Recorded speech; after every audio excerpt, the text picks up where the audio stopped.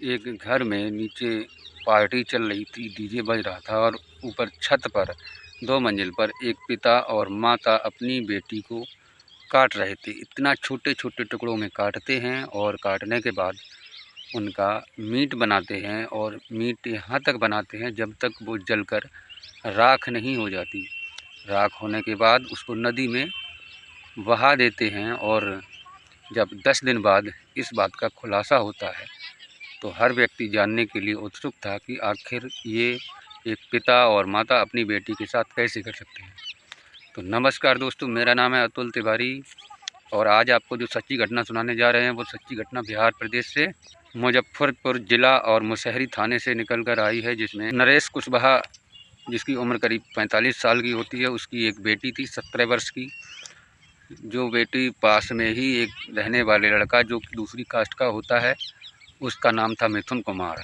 उसके साथ 4 साल से रिलेशनशिप में होती है और जब ये बात घर वालों को पता लगती है तो काफ़ी ज़्यादा हैरानी की बात हो तो तब होती है जब वो लड़की एक दिन घर से निकलकर भाग जाती है। और भागने के बाद वहाँ का जो थाना लगता है मसूरी, वहाँ पर जाने के बाद पिता रिपोर्ट करते हैं और रिपोर्ट करने के बाद करीब 8 दिन के भीतर दरोगा उस लड़की को बुलवाते हैं और मिलने के बाद समझा बुझा करके घर वापस भेज देते हैं। और नरेश कुमार बहुत ज़्यादा बेटी को समझाता बुझाता है और कहता है कि आप इसके साथ रिश्ता तोड़ दीजिए, मैं आपकी एक अच्छे लड़के से और अपनी कास्ट के लड़के से इसकी शादी करवाएंगे। लेकिन बेटी नहीं मानती, रोज़ाना डेली फ़ोन पर बात करती है और एक दिन ये शातिर पिता नरेश प्लान बनाता है और घर में एक पार्टी रखता है। उस पार्टी में सभी गाँव वासियों को और सभी दोस्तों को निमंत्रण देता है और उसी दौरान लड़की छत पर फिर से अपने प्रेमी मिथुन कुमार से फ़ोन पर बात कर रही होती है और पिता अचानक वहां पर जाता है और जाने के बाद उससे फ़ोन छीनता है और फ़ोन छीनने के बाद फ़ोन को तोड़ देता है, बेटी को मारता है, पीटता है और यहाँ तक कि माँ उसके पैर पकड़ लेती है और पिता गर्दन दबा। जब उस बेटी की हत्या हो जाती है, हत्या करने के बाद कुछ धारदार हथियार लेता है, उससे छोटे छोटे टुकड़े काटता है जैसे बोटी मीट के टुकड़े काटे जाते हैं।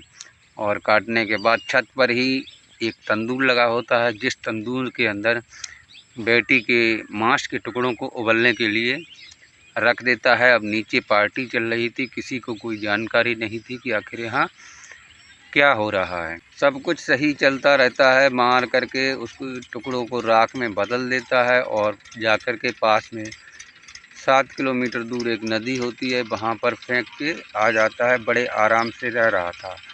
इधर जो उसका प्रेमी होता है, जो व्यक्ति लगातार दिन में 10 बार फ़ोन पर बात करता हो, अचानक ही उसे 1 हफ्ता भर हो जाए और कभी फ़ोन पे बात न की गई हो तो प्रेमी काफ़ी हैरान परेशान होता है। उसके लिए तड़पता फिरता है, कई लोगों से बातचीत करता है। लड़की का नाम चित्रा होता है, चित्रा की सहेली से भी पूछताछ करता है, लेकिन वो लोग भी बताते हैं कि मैंने चित्रा को कई दिनों से देखा नहीं है।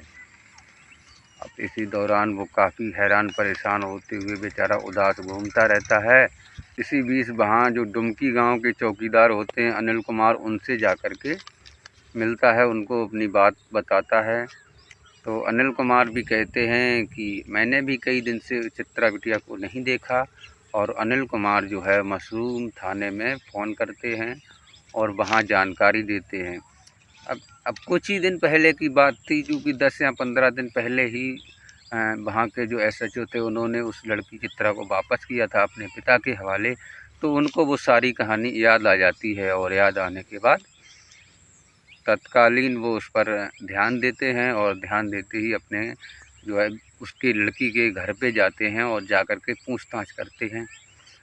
पूछताछ में ठीक से जवाब नहीं दे पाते हैं। घर के लोग कहते हैं कि 4 दिनों से बाहर है वो हमारी बेटी, अभी कहीं बाहर है, आ जाएगी। लेकिन फिर भी वहाँ के जो थाना प्रभारी होते हैं प्रमोद कुमार, उनको तसल्ली नहीं होती है।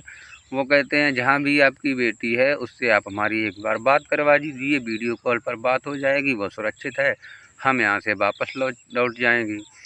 इसी बीच तरह तरह की बातें होते होते कुछ अटपटे से जवाब देता है, जिसमें नरेश कुमार बेटी की चित्रा का पिता जो है शक के दायरे में आ जाता है और पुलिस उसको अपनी कस्टडी में ले जाती है।